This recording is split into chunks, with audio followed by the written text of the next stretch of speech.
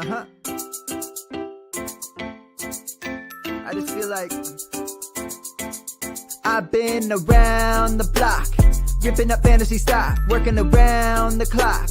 Look at the view from the top. Researching rookies a lot? No, I just be listening to pods. Yeah, one in particular, I'm just a messenger. Let me just pass on the rock. Browning, brunning, pruning, pronouncing ain't what he's doing. What he's doing is not losing, but infusing you with new things. And there's Dennis the Bennett, yeah. The man is a menace, yeah. Building a dynasty, some of the finest things. Promise you, you won't regret it. Sly as a fox, cultured in pop. Give him his props. Here is a thought, here is a box, and you cannot compare them at all. So don't even try. Careful with the news, but when you use a take, I take up Tony Fire. I mean Dyer, because anyone else is a huge mistake. Whoa, fantasy round table, fantasy round table, yeah. Fantasy round table. Come take a look at the crown, baby. Hey, fantasy round table, fantasy round table, woo. Fantasy round table. Come take a look at the crown, baby. Go. Hello and welcome to another episode of the Fantasy Football Roundtable Podcast. It is Tuesday. We are in the first official week, full week of preseason. Hard Knocks with the Chicago Bears starts tonight. And, of course, we know it's training camp season because we're getting a sad litany of players who won't play and players who can't play because they are injured. Dennis, the season is upon us. How are you feeling as we kick off the month of August? Man, the season is upon us. I'm fantastic. It is outstanding. I will be honest. I did not watch a single bit of last week's game because I was doing something. I forget. I think I might have. It wasn't a Caleb's. I don't know. I had something going. Oh, my mom's health issue popped up, but we we're rolling in. I've got underdog drafts going on. I still have at least 2 rookie drafts to complete that haven't started. So I know I have one dynasty rookie draft. They don't want to do it till like September 1st. I don't understand, but well, we had one league where I've been in it several years. It's the DGAF league. And you don't get any flexes. You clean your mind, you people. Clean your mind. And it's. I like the league. I like the scoring. I like the guys we're in. But we lost several managers this year. And the commissioner was busy and whatnot. And so we just replaced. We've got people doing a dispersal draft. They're a half to maybe pushing 2/3 done with the dispersal. Once they finish the dispersal, we'll do the rookie draft. And then I have my only Devi league that I'm in that I got shafted last year from going back-to-back championships. That we're getting ready to do restricted free agency where I'm going to let Patrick Mahomes walk. We can't justify paying $32 million for him with the salary cap that we have. But I drafted C.J. Stroud his senior year of college. So, and I got Marvin Harrison this year. I'm all excited about that. Bijan Robinson was on the team. It's a good team. I fully expect to be one of the favorites again this year. So we'll get that wrapped up before the season starts. So I'm ready for football, man. I've been enjoying the Olympics, but this is a point in time where you start to get a little burned out on Olympics. Is football in the Olympics? Yeah, they list it as football, but it's the other kind of football. I am actually reasonably excited about Hard Knocks with the Bears. Kind of curious what we're going to see from Caleb Williams and a lot of the new personalities that they got there. I really enjoyed the off-season version with the Giants that I've been watching that the last few weeks. So excited about that. I just realized Denver doesn't kick off its first preseason game until Sunday morning. It's going to feel like an actual NFL week when I wake up. Until I see Jarrett Stidham roll out there and realize that he's our number one. So that brings us to news. We are going to be talking our top 25 quarterbacks for Redraft, but there's plenty of news. And I guess I'll just jump right to it since I spoiled that party. Denver, after spending weeks talking about how great Bo Nix was and throwing out as many verbal bouquets as possible, released his first depth chart, which has, you guessed it, Jarrett Stidham listed as number 1. Guess who's listed as the number 2 quarterback? No, it's not Bo Nix. Zach It is Wilson. Zach Wilson. And Sean Payton came out and said Jarrett Stidham will work exclusively with the ones in preseason, just like they always imagined it. I can't imagine that Jarrett Stidham is our quarterback for 17 games. Do you think this is a little preseason posturing? I mean, he's the guy that's been there. He's the most veteran of them, and so he's most familiar with Peyton's offense. So that's a deck that's going to get shuffled week after week after week. So let's talk injuries a little bit. BJ Ojulari is out for the season for the Dolphins, and also out for your IDP leagues. DeAndre Hopkins won't need surgery, but as I mentioned on Friday, he is out 4 to 6 weeks. We won't see him in the preseason, could be slowed to start the regular season. CMC is out with a calf injury. They said we won't see him in the preseason. Elijah Mitchell is also injured and banged up. And Jonathan Brooks, still on the PUP list, will not appear in the preseason. So good sign maybe for Chuba Hubbard in Carolina. How are we feeling about some of these other injuries? Personally, I'm not that worried about CMC not playing preseason, given the fact that they give him the ball 900 times. I don't really want him to get preseason carries, but I wish it wasn't because he was injured. Yeah, I don't think the injury is too severe, and if they probably weren't going to play him to begin with. So now he'll be on the side. He isn't gonna. Does he really? How many reps does he really need in training camp to be ready? I'm not overly worried. I've got several underdog teams where I had the 101, and while I did kind of play portfolio wise, so I didn't take CMC every time, but I've got I think 3 shares of him at the 101. I like being careful with guys that you know what you're getting. I'm probably more concerned with the Elijah Mitchell injury, to be honest. It seems like a pattern. Yeah, when I forgot, Dennis Allen made some unflattering comments about Kendry Miller being banged up and hard to show us you deserve to be here unless you're on the field. It is kind of concerning that Mitchell is banged up. For San Francisco, I think it could be an exciting look at Jordan Mason. He seems to be having a really good camp, too. I'm curious to see him operate. For the Panthers, I have thought for a while we were going to see Chuba Hubbard as the lead back at the outset of the season. I think this kind of nails that. It's really hard to imagine that Brooks, coming off that knee injury, already on PUP, missing the entire preseason of his rookie year and most of camp, is going to be trotted out there as your week 1 starter. I do think Brooks will get stronger throughout the season, but I think this locks in a return of Chuba Hubbard time. Yeah, I think so.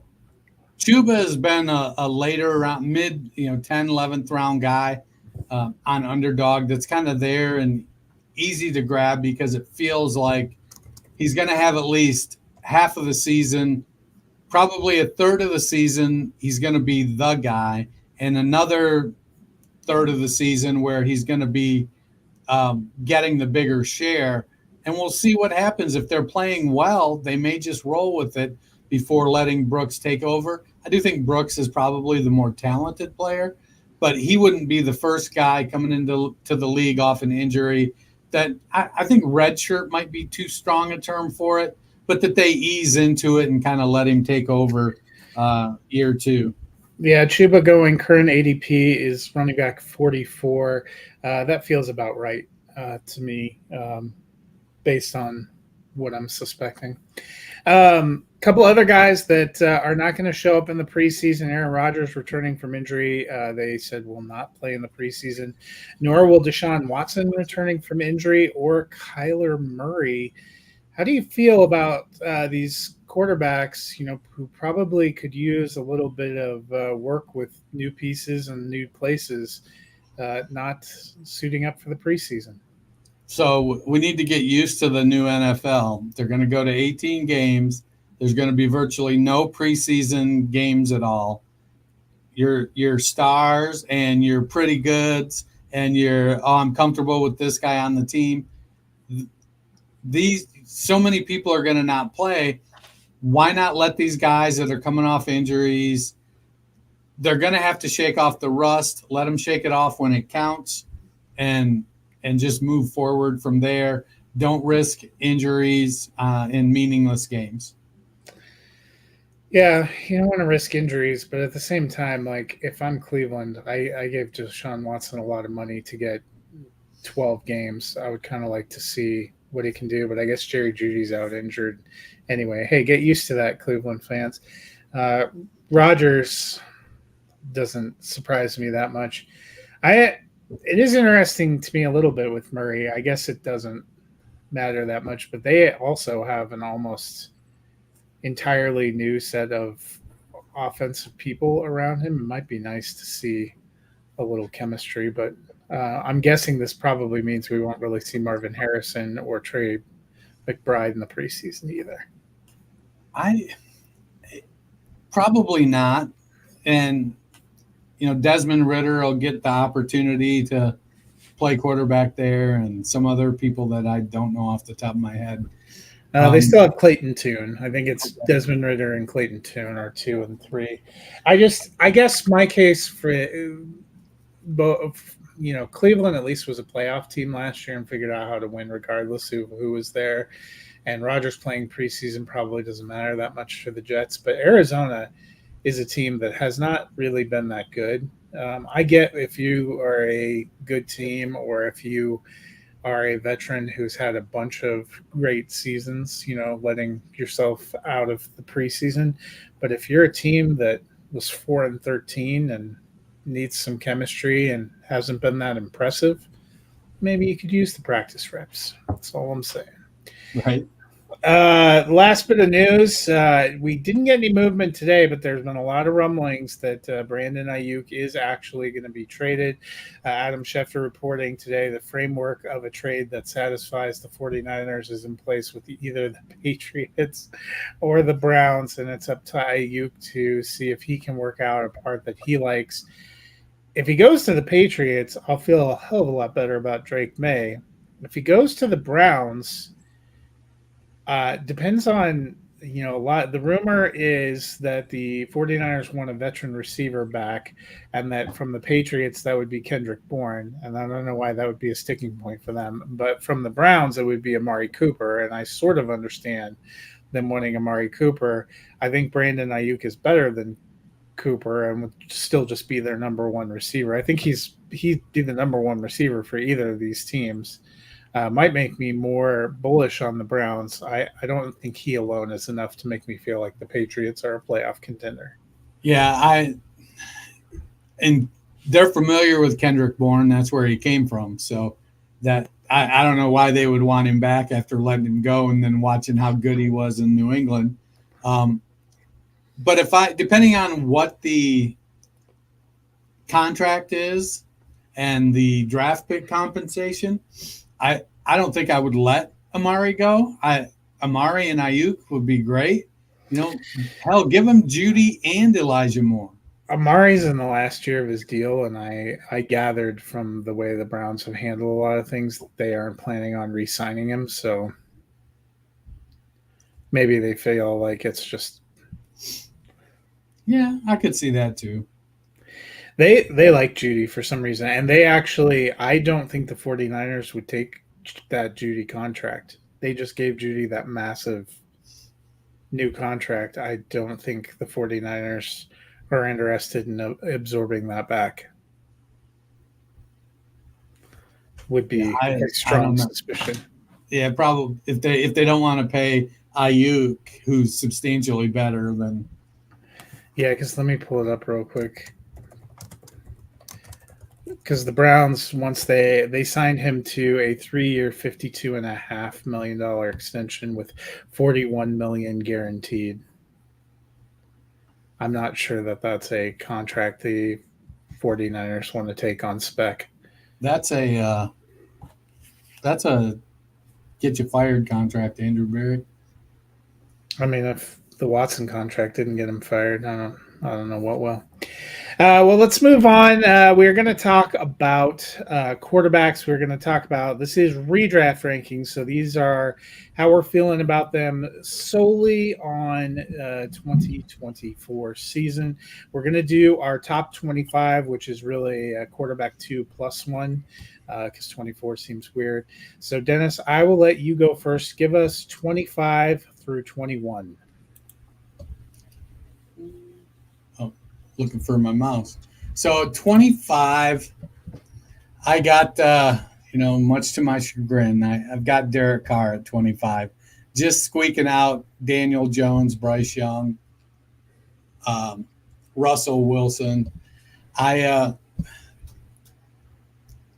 can see Carr maybe sliding down. It's messy at the 25 point. There's not a lot of hope. But he's got Olave, he's got Shaheed, Alvin Kamara,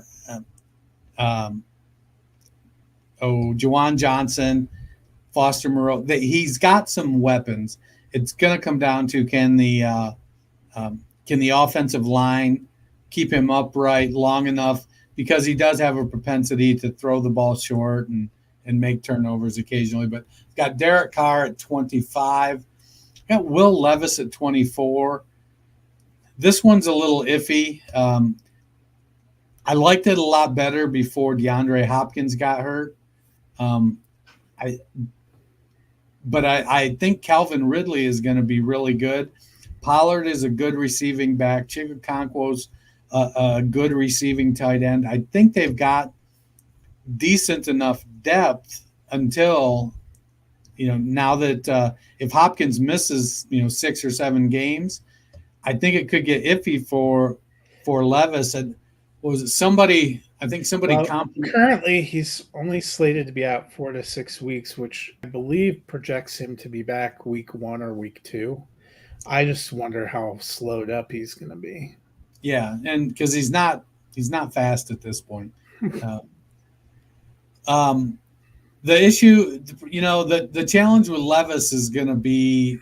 We know he's got a big arm. Can he make the right decisions?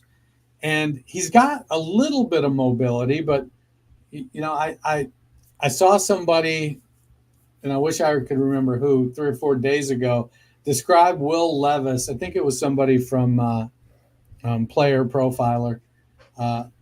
Describe Will Levis as Daniel Jones without the mobility. And so that makes me kind of nervous if I'm looking at it through that lens. But I got Levis at 24, Geno Smith at 23. Guy's got some weapons there, but I think we know who he is. And Dave Canales essentially got a career year out of him. Is who is it now? Ryan Grubbs. Is he going to be able to get another big year out of him? They got rid of Drew Lock because he was making him nervous, and brought in Sam Howell. Geno's banged up a little bit. They have pieces. They've got skill players at running back and wide receiver and a serviceable tight end in Fant. So could Smith finish his QB 14 or 15? Sure. Could he finish his QB 27 or 28? Yep. I got him at 23. 22, I got Baker Mayfield. I want to believe, but we've seen Dave Canales in Seattle and Dave Canales in Tampa, and now Dave Canales is in Washington. Who did Tampa bring in to run their offense again? Do you remember? I have to look it up. It was somebody who had Liam Cohen from Kentucky, who Baker crossed paths with out in L.A. So there is hope, especially when you got Mike Evans and Chris Godwin. And Rachaad White, who's a pretty good receiving back. I do think they've got some depth at wide receiver. So Baker could, have one of those better years.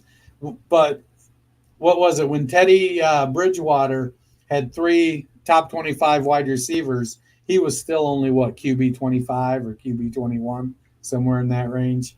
Yeah. So I think even if Godwin and Evans have 1,200 yard plus seasons, I still don't think that guarantees Baker a top 15 finish. And at 21, I've got Deshaun Watson. It's a gamble.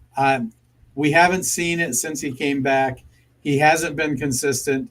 They're doing a lot of stuff to give him weapons. They've got a pretty good offensive line. Not having Nick Chubb, I think, is going to be a challenge. And while Chubb is kind of looking like he might be back, how good will he be coming off an Achilles? It's just, while Chubb is a different kind of athlete, I still have concerns because he's coming off an Achilles. So I've got Deshaun Watson, and this I may finally after this year be all out on Deshaun Watson.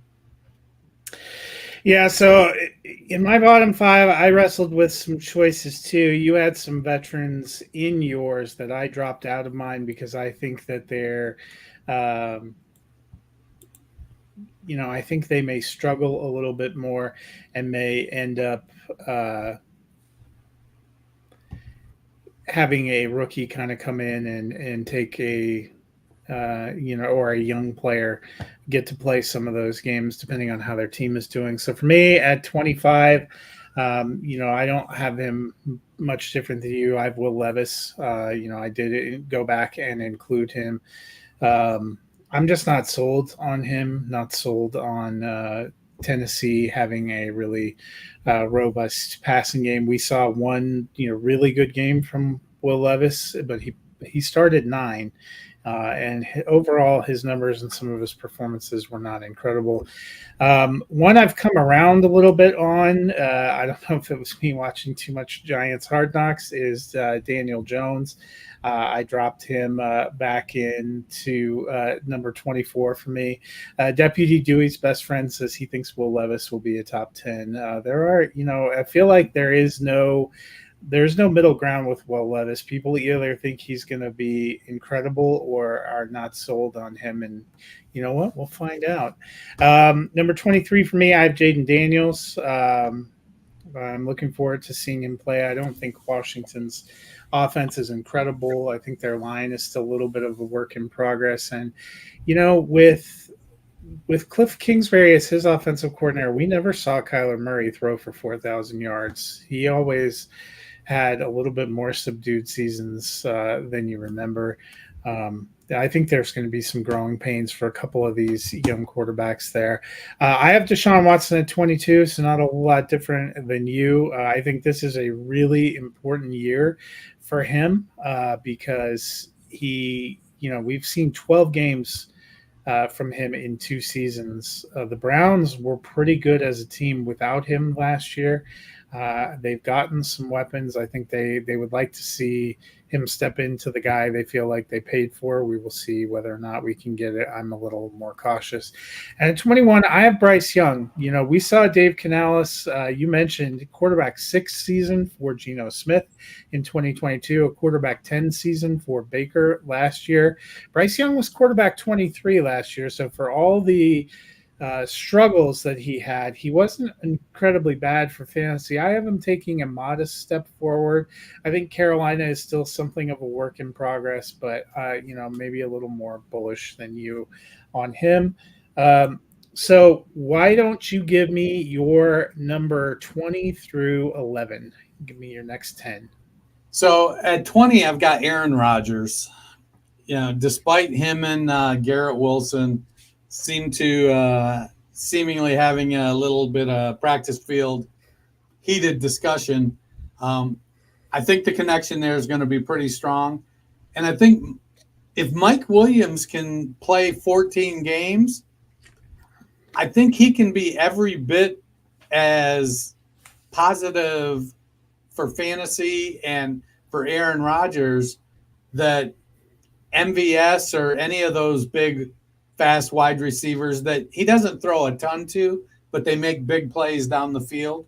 So I could see Mike Williams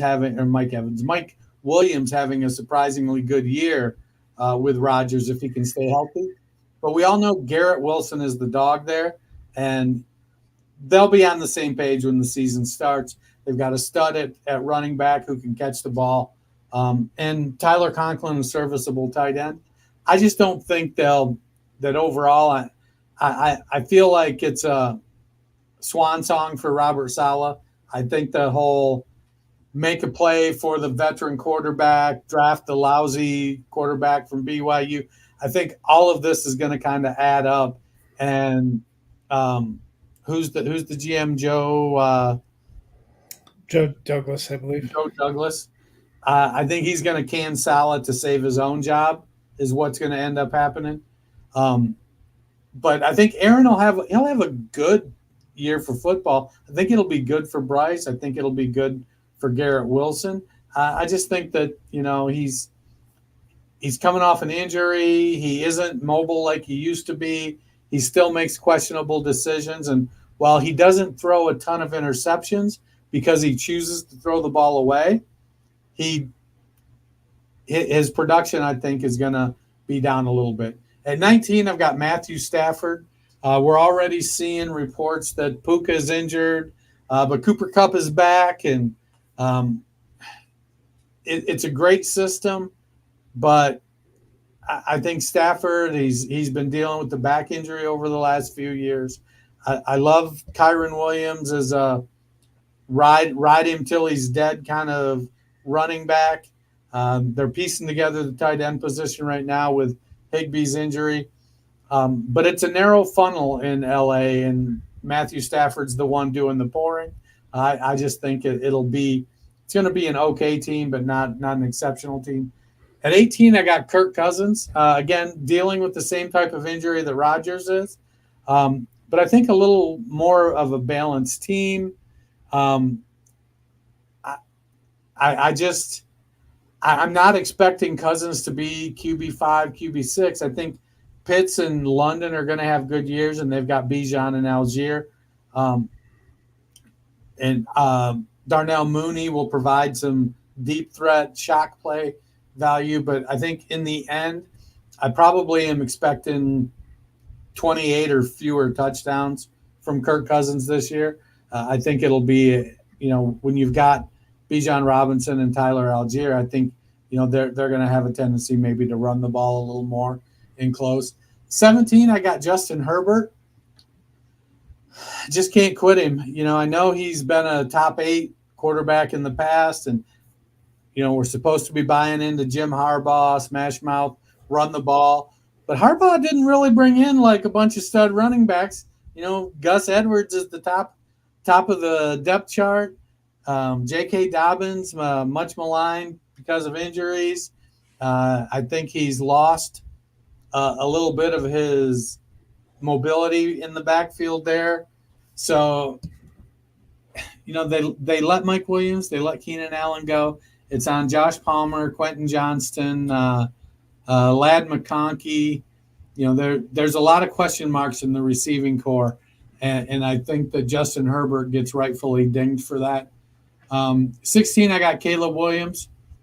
I think his rushing will help him out, but he also has a very, very good receiving core with the aforementioned Keenan Allen, the newly contract minted DJ Moore, and first round draft pick. What was he? Number 9. They have a receiving group that is set up to help him. And then they've got Gerald Everett and Cole Kmet at tight end, DeAndre Swift and Khalil Herbert at running back. If the offensive line can be anything close to serviceable, Williams could have a phenomenal year. While he's very, very mobile, he doesn't look to run. And so I think he kind of maybe loses some fantasy luster for that. We'll have to see. Can he make that leap seamlessly to the NFL? In their efforts to not make the same mistakes they did with Justin Fields, they're giving Caleb Williams all kinds of weapons.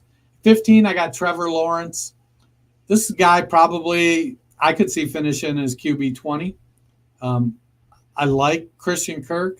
I think Brian Thomas Jr. could be the next in that long line of LSU stud wide receivers.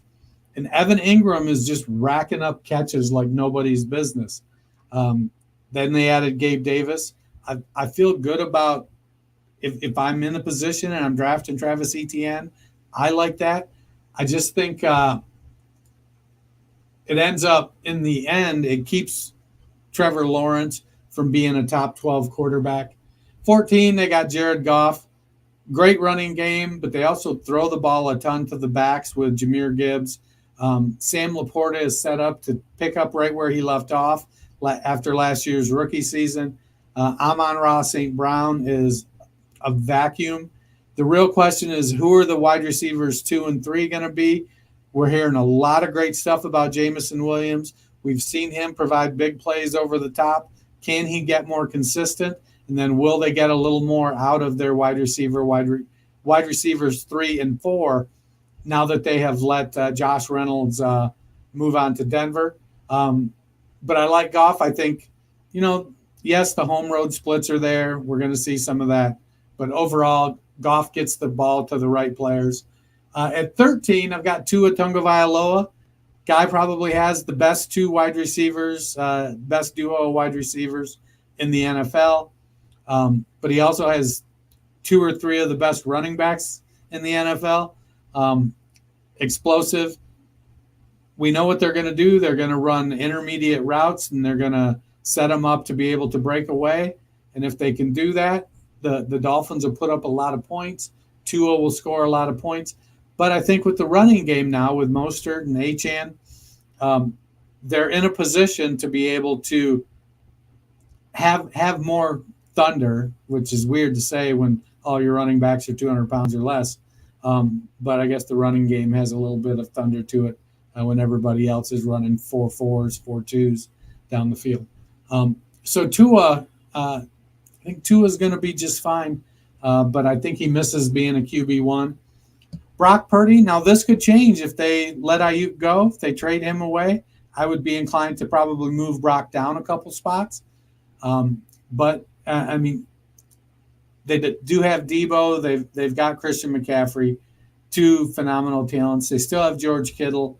And honestly, I'm lower on Kittle, I think, than a lot of people because he does spend so much time involved in the blocking game. But if they got rid of if they trade away Ayuk, unless they get a high-level talent like an Amari Cooper back. That's what I was going to say. Does it make a difference if it's Kendrick Bourne or George Pickens or Amari Cooper? I would rank them probably Cooper, Pickens, and then way back Bourne. But also, they've got Ricky Pearsall, who they really like that they brought in. Juan Jennings. Pick on. And Jennings always seems to come up big when called upon. But I think it would, trading away Ayuk, regardless of who they get back, I think benefits George Kittle. But I've got Purdy at 12. At 11, I got Jaden Daniels. We talked earlier when we covered the Redskins. This might be a 160 target year for Terry McLaurin. Daniels has got great mobility, is an excellent athlete. However, he does put himself in harm's way a lot. He does not slide very effectively, doesn't get down. But I like Daniels' double threat ability in the run and the pass. That's what I was saying. Yeah, there's potential for Daniels, certainly. I was a little less bullish on some of these young quarterbacks, but, we shall see. For me, at number 20, I have Baker Mayfield. I think he'll come down off of where he was last year, but they kept that offense largely intact. Still has White there as a good receiving back, has Godwin and Evans. I still like them together. I have Aaron Rodgers at 19. You mentioned a lot of the things that go against him. I also think, one other thing about the Jets is that they have an incredible running back in Breece Hall. He was running back 2 last year, carried that offense a lot. I think they can lean on him in the running game. Maybe don't have to throw it quite as much. They also have a pretty good defense. I have Justin Herbert there at 18. Kind of the same as you. I still like Justin Herbert. A couple things that concern me. The Chargers offense in general feels like a work in progress. Their philosophy feels like it's going to be a little bit of a change. And you would have said in the past, Herbert's not an incredible runner, but he has run enough that it has boosted some of his numbers. He's got that plantar fascia injury, and they said he won't miss time in the regular season, and I fully believe that. That kind of an injury, though, is more of you don't recover from it. It's more of a pain tolerance in season. I mentioned on Friday Peyton Manning had that in his last year with Denver, and it noticeably impacted. He was not fleet of foot by any stretch, in any way. But I think that's something that bears watching with Herbert. I have Stafford at 17, not much different from you. I still like Matthew Stafford. I think he's a great veteran. I think the Rams are going to be very competitive. There are other quarterbacks I like better. I also have Williams at 16. They have a pretty great offense they're building around him. I think there's still going to be some ups and downs. I also wonder a little bit, his offensive coordinator, Shane Waldron, had a whole lot of weapons, had 3 pretty good receivers last year in Seattle and a pretty good tight end, and also leaned on the running game and produced a quarterback that was in the teens and 20s. I'm not sure that it's going to be quite as high octane as some people think. The one that I'm probably most, I'm stepping up a little bit. I have Kirk Cousins at 15. I think if there's a lot of questions about him and health. We get copious reports about Aaron Rodgers and his progress dating back all the way to last regular season. Not a lot to talk about Cousins and his progress. He is 5 years younger. He has typically probably been a little less mobile than Rodgers was. But he's a new team, new offensive coordinator, new weapons. At 14, I have Trevor Lawrence. I think we've discovered what he is at this point in time is pretty much a solid QB2. I have Kyler Murray at 13. Be excited to see if they can continue that progress that they started to make at the end of last year. Kyler Murray still in his career has never thrown for 4,000 yards. Will this be the year that changes? Perhaps. We'll see. I have Anthony Richardson at 12. I am excited to see him come back. He looked really good in 3.5 games that we saw him play last year. I think he will end up going through some of the growing pains he would have gone through as a rookie, playing more games this season. He also, another one, by his playing style, I'm not 100% certain I see him for 17 games, but I like the upside. I like that offense a little better. I think they have a better running game around him with Jonathan Taylor. I like Michael Pittman better than, like the situation in Washington where I'm not as sold on the line, the running backs, and the receivers. And then I have Brock Purdy at 11. I'm a little bit like you. If they lost Ayuk, I might look at the situation. If they brought Kendrick Bourne back, I think that creates a little more questions about what they're going to do in a wide receiver too. But if they brought back Amari Cooper, I don't really see that changing. A lot of the appeal of Brock Purdy is George Kittle and Deebo Samuel and Christian McCaffrey. So I still feel pretty solid with him in QB1. Who is in your top 10? All right, so at number 10, I have Jordan Love. We talked a lot about Jordan Love last year, how, he had a great situation. It was a young quarterback with lots of young receivers, and we just wanted to see how they matured. Well, we saw how they matured, and in year one, they looked great. I think we need to see how the receivers shake out. Christian Watson, is he going to be over his hamstring issue? Everybody seems to think Romeo Doubs is really a wide receiver 4, but he keeps getting pushed up. Jaden Reed, people love because he can play like Deebo, carry the ball, do lots of things like that. Every time he's called upon, Dontavian Wicks produces. And then out of nowhere, their wide receiver 5, Bo Melton, when he is called upon to play, it looks like he should be starting somewhere. So they've got a great group of wide receivers. we have to see, is anybody going to step up and become a Devontae Adams or, a Jordy Nelson? Can somebody step up and be that level of a guy out of this group? The tight ends, Tucker Kraft and Luke Musgrave, both look good. They brought in Josh Jacobs and gave him a fantastic contract, which is essentially they can get out after 1 year. So we'll see how Marshawn Lloyd does. But I think the team is squarely on Jordan Love's shoulders. He's got to make the right decisions, do the right things.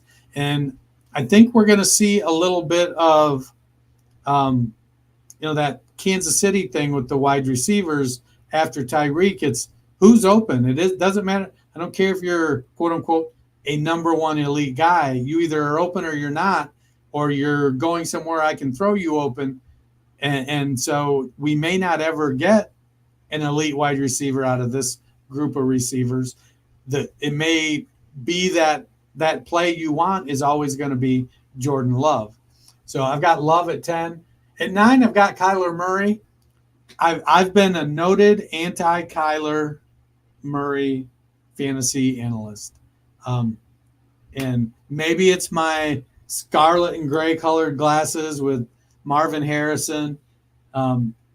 Maybe it's Trey McBride doing what he did last year. The drafting of Trey Benson to pair with James Conner to essentially be the heir to James Conner. Michael Wilson looked good. He just, again, much like college, he struggled with injuries a little bit last year. But when Wilson played, he looked really good. They brought in Zay Jones, who's kind of a stable veteran. I think Kyler breaks 4,000 yards for the first time this year.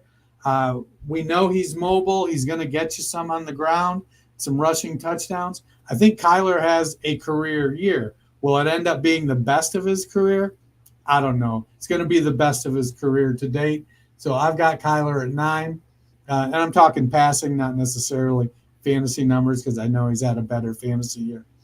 At 8, I've got Dak Prescott. When you look at that running back group, it just feels like a team that's going to pass. And if the team is passing, that means the quarterback's putting up stats. They've got CeeDee Lamb, who's arguably the best wide receiver in all of football. Brandon Cooks, who's probably one of the historically most underappreciated wide receivers in all of football. Jalen Tolbert, who we loved last year as a rookie and flamed out. Seems like he's coming on now. They've got Jake Ferguson at tight end. And their running back room is weak.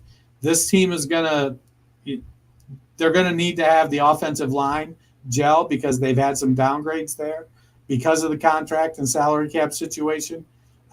But I like Dak to be throwing the ball a lot and throwing touchdown passes to CeeDee Lamb. At 7, I got Joe Burrow. Burrow isn't mobile. He's got some pocket mobility. Since he tore up the knee, he doesn't really run a whole lot. But, man, he'll throw the ball everywhere. He's fearless when it comes to throwing. He's got 2 big wide receivers in Jamar Chase and T. Higgins. Andre Yosevas came in last year, an Ivy Leaguer who stepped up and did a nice job, made him feel comfortable letting Tyler Boyd walk. And then they brought in Jermaine Burton, who, never quite, I think, hit his full potential that he had going into college while he was in college. But he's a good receiver. He's got an Alabama pedigree. We'll see what happens there. But Joe Burrow is still Joe Burrow. At number 6, we got C.J. Stroud. Houston brought in Stephon Diggs to add to Nico Collins and Tank Dell and Dalton Schultz, which makes for an awesome passing group. Then they added Joe Mixon, who suits their running game to a T. And, by the way, is also a good pass catcher. And in case you forgot, quarterbacks get points for throwing the ball to running backs too. So it feels like C.J. Stroud is set up to be more successful than he was last year. At number 5, I've got Anthony Richardson.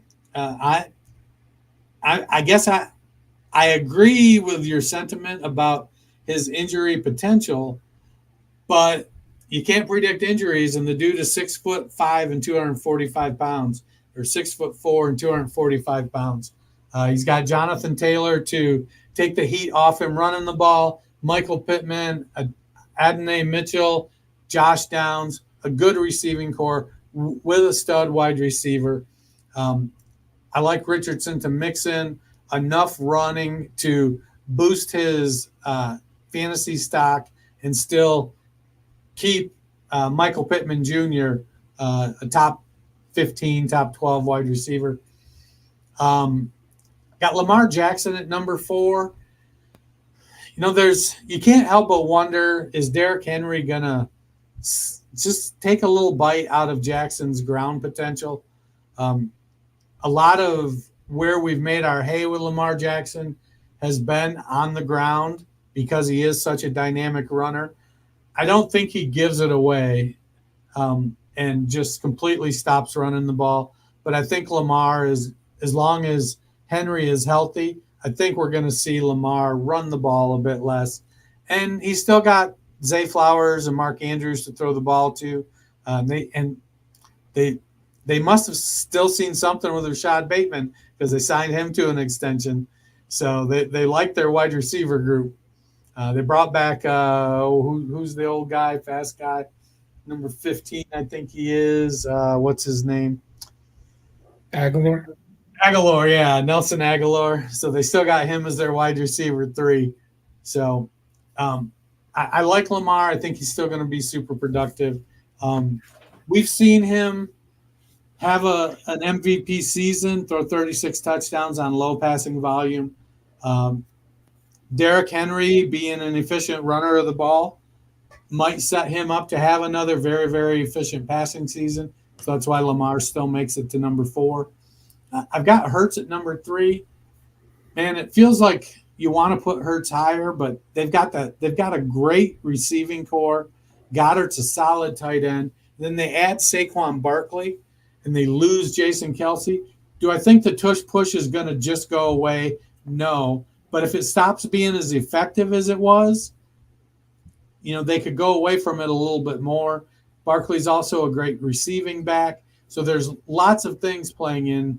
I think we see Hurts passing a little more, running a little bit less, and that drops him down to number 3.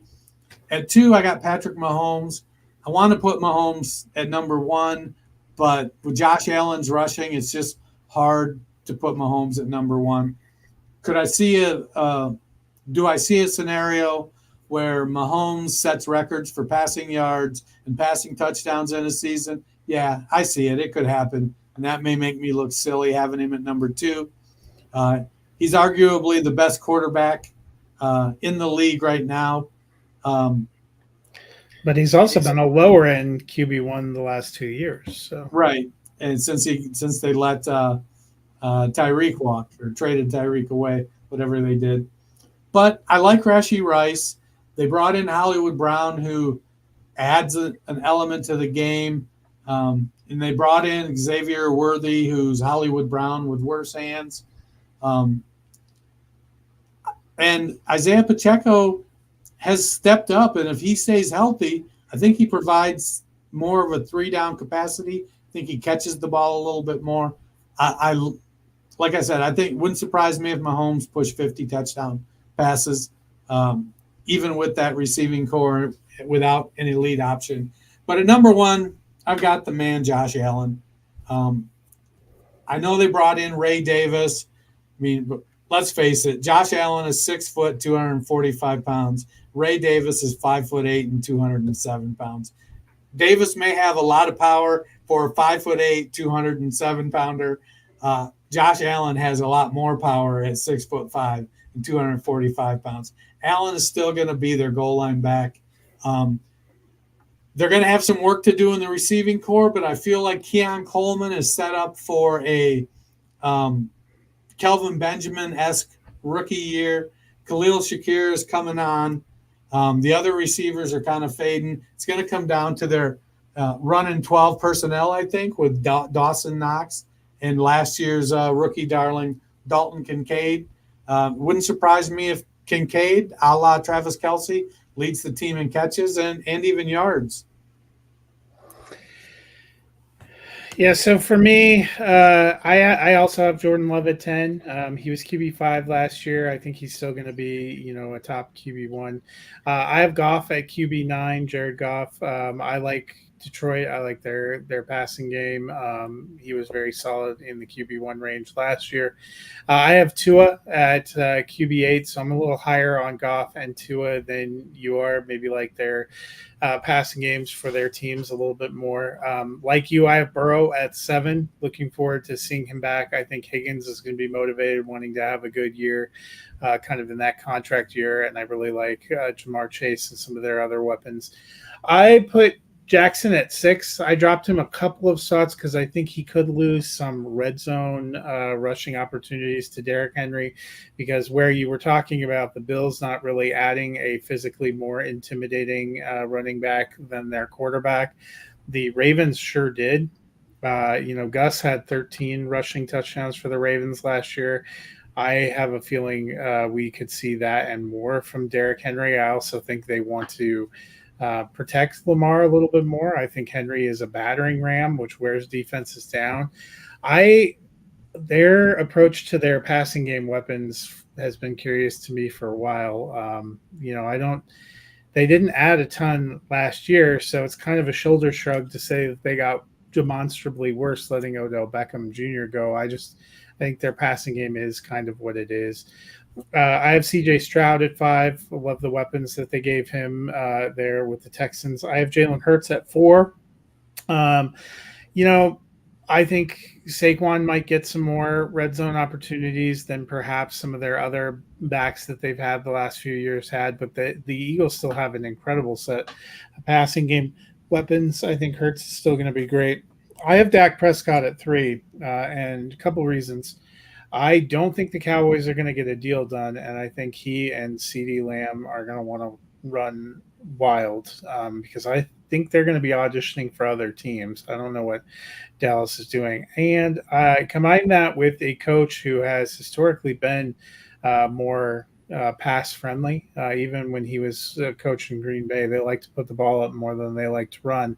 And the fact that they don't really have much of a running game. I mean, when you're signing Ezekiel Elliott at this stage and just hoping to find some magic, that tells me you're going to be a more pass-oriented offense. I'm not sure their defense is quite as strong as it's been in years past, too, so they may face some more challenges. And then I have the same 2 and 1 as you. I have Mahomes at 2, and I have Josh Allen at 1. Before we get out of here, I want to ask you a couple of questions. Who is somebody that you did not have in your top 25 quarterbacks that you think could make the leap into the top 25? So it's tough to, if somebody outside the top 25, they're going to have to put it all together. And, we've seen over the last, going back to Dak Prescott, coming in as a 4th-round pick, taking over for an injured Tony Romo and stepping up and playing well. And Brock Purdy stepping in after starting more games than anybody in college football history. Bo Nix is my guy that I think could jump into the, would you say, top 20, top 12 or top 25? Bo Nix played 61 games in college, had almost 1,300 pass attempts, threw 113 touchdowns and 26 interceptions. His completion percentage got better every single year, as did his yards per attempt. Now, playing at Auburn, he left Auburn. He admittedly, I think the offense there wasn't suited to being like high passing volume. He went from 197 passes in 2021 in 10 games to 364 in 2023 in 14 games. I don't think Denver is going to ride with Jarrett Stidham very long. Nix has a lot of experience. I think he's going to come in and he's smart. He's going to make good decisions. Wouldn't surprise me if he moved into the top 24 wide quarterbacks this year from being, what do I have him, 29. Mine, it's interesting. The Pittsburgh Steelers have two quarterbacks they brought in that were both quarterback twos last year, and their quarterback competition has been the most insufferably covered and the hardest to read. But I'm going to go with Justin Fields because it feels like he has impressed. And I'm not totally bought in on Russell Wilson there. And I think Fields, we've seen him even in teams with crappy records and crappy offenses be able to have enough rushing skills to put him up into the QB2 range. So that's the one I'm going with. The next one, who is somebody that's like your biggest question mark or maybe makes you the most nervous that's in your top 25 that you could see easily falling out? Well, I've got like 3 of them in different tiers. So like I mentioned Will Levis as somebody that I think could just completely fall flat on his face. Got him at 24. I could see him getting benched for Mason Rudolph. In the next tier, we did 20 through 11. Yeah. Lawrence is one who seems perpetually poised to take this giant step and just doesn't. I could see him dropping to the bottom end of QB2s. And then you're not going to win, I think, consistently betting on injury. But Anthony Richardson at QB5, because he doesn't slide well, he doesn't avoid contact well, and because of how big and athletic he is, he will run. He could potentially, get dinged up, be a tough guy, play through it, lose effectiveness. We've seen Kyler Murray lose effectiveness when he tries to play through stuff. Richardson at QB5, I could see him dropping out of the top 12 because he gets himself injured. That makes me a little bit nervous because I have significant investments across my dynasty teams in Anthony Richardson.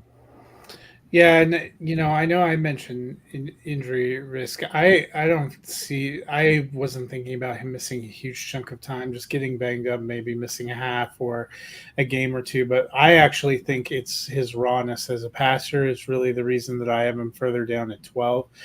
We didn't see, I think he has enough upside as a rusher to keep him in the top 12, but I think he's going to have to go through some of those rookie growing pains that he missed out on by not really playing last year. But the one that probably makes me the most nervous, I mentioned, is Kirk Cousins. Just we have not heard a ton about him, and part of me wonders if Atlanta wasn't nervous a little bit hedging their bets when they brought in Michael Penix. I know he's their quarterback of the future too, but new scheme, new team, new teammates coming off a massive injury. It could be harder to make that adjustment than expected, which would sort of bum me out for my hopes for some of his fantasy weapons too that we'll talk about later. And you keep hearing a lot of good stuff about Penix too. Who's one guy you have in the lower part of the top 25 that you think could break into the top 12 if things break right for him? It would probably be Baker Mayfield. He's got 2 bona fide studs. Liam Cohen, produced at Kentucky. He went through the McVay system, so he's kind of familiar with what they do there. I could see him, making Chris Godwin hyper productive in that Cooper Kupp kind of role. And then Mike Evans, just doing what Mike Evans does, making big plays downfield. Baker's a YOLO player. He'll chuck it down there. He knows he's got 6'5", 235-pound Mike Evans, and he'll chuck it down there. Cade Otton has been coming on. He's played consistent. Jalen McMillan's been getting good press, making plays as a rookie, pushing for the wide receiver 3 spot. And then Rachaad White just keeps getting volume. He's not effective, or let me take that back. He's not efficient as a runner, but he's a very good pass catching back, and we've seen him pile up numbers. And so I could see Baker pushing for top 12 if everything goes right in that defense. If the defense sucks, it may make it even easier for him. Yeah, for me, I'm going to go with Jaden Daniels. Probably for some of the same arguments of why I vaulted Anthony Richardson up in the top 12. The easiest path for some of these quarterbacks who still have some growing to do as passers is to be a strong rusher. I'm not as sold on Washington's offense in general, and I didn't love Cliff Kingsbury as a play caller when he was in Arizona. So I'm a little more. I'm a little lower on Washington in general, but Daniels has the potential. You could see if things broke right. I mean, we've seen guys even on bad teams be able to vault up, so he would be my pick. That'll do it for us today. Looking at quarterbacks, we will be back on Friday. We are going to bust into mock draft territory. We're going to do a redraft mock draft. Be on the lookout for us putting out a link. If you want to hop in there, we will do it Friday afternoon. It will be short clocks as we go through. It will be a 1 QB rookie mock. But Dennis, if people are jonesing for football, but we still have a few days before preseason, what can they do to fill that time? They need to check out our catalog of team previews. Go to your favorite podcast platform. Hit that like and subscribe button. Search out the Fantasy Football Roundtable. Like, subscribe, go back, listen. We broke down every single team and what we think they're going to do for fantasy this year. Give us a rating and a review. It makes us feel good. Well, we will see you guys on Friday for mock draft. Until then, have a wonderful week.